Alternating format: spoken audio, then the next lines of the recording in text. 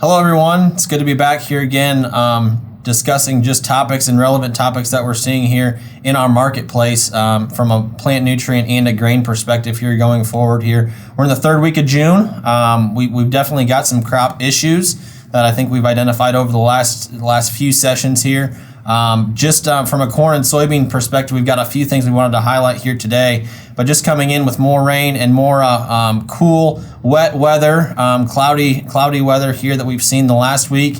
Feels like that's continuing to be dictated here from our weather models going forward. So just could you talk a little bit about that, Dave, just from your perspective with the growing degree days and what you're seeing really from the plant nutrient side of things here in corn and beans today? Yeah, we're seeing really a reduction in growing degree days than we normally should be seeing. I know last week I calculated, I think it was Thursday, and we were only getting 2 growing degree units that day, which was the normal was 22.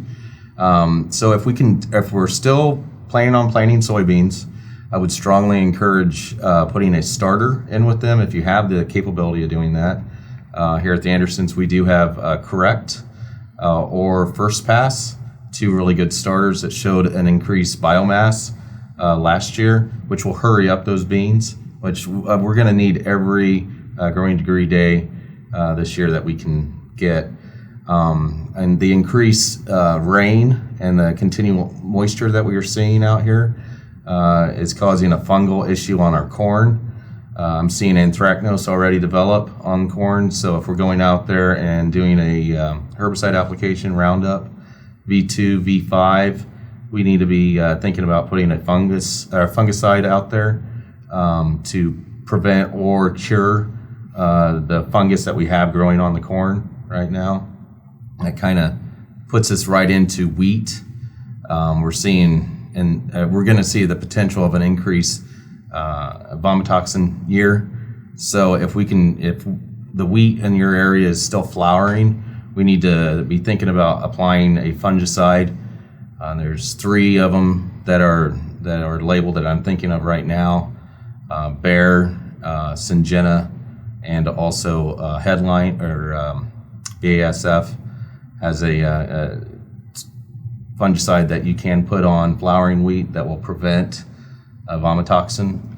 So you should be applying those between 10.1 and 10.5 feeks.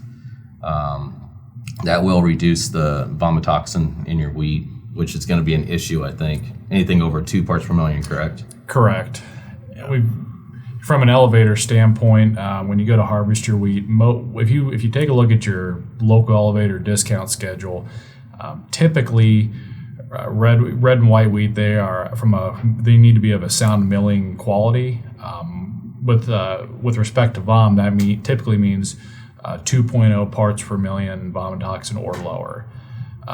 Again, with the other multitude of factors that you can see affecting wheat quality, if it's unusable from a miller standpoint, it's basically a feed ration, and that is competing with corn for that. So, again, please use Dave's advice on that.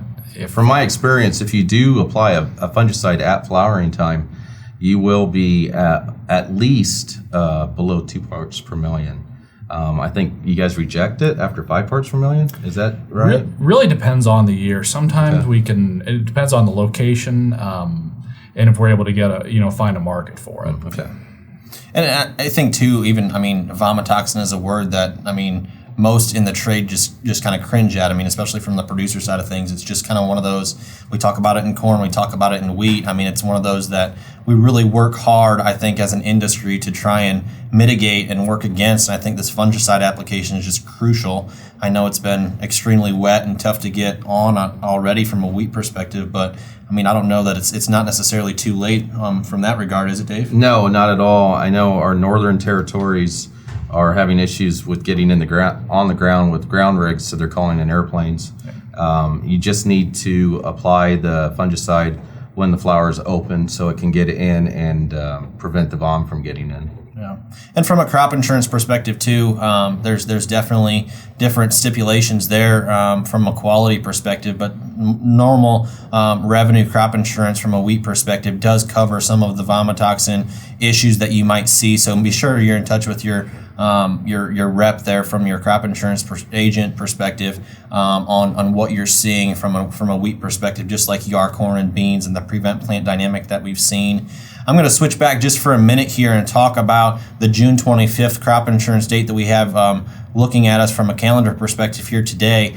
It looks like with that June 25th date from a corn perspective, that is the last insurable day for corn to be insured here in the Corn Belt going forward. So if you choose to plant your corn crop after that June 25th, that is a date that is not covered past that June 25th date. So keep that in mind. From a bean perspective, that is when that late planting bean period starts in the soybean complex from a 1% loss of coverage per day from June 25th on. So keep those dates in mind and how those might affect your business and your planting progress here going forward in the corn and soybean dynamics. So, and if you are taking prevent plant, cover crop is pretty valuable at keeping the weeds at bay. I've been driving around, especially the Ohio area here, and the fields are getting very weedy. So if we can get a cover crop out there to suppress those weeds, that'll just help your weed bank next year. Yep. But with that being said, that's all we've got for you here today. Above all, stay safe out there. We appreciate the communication and the business.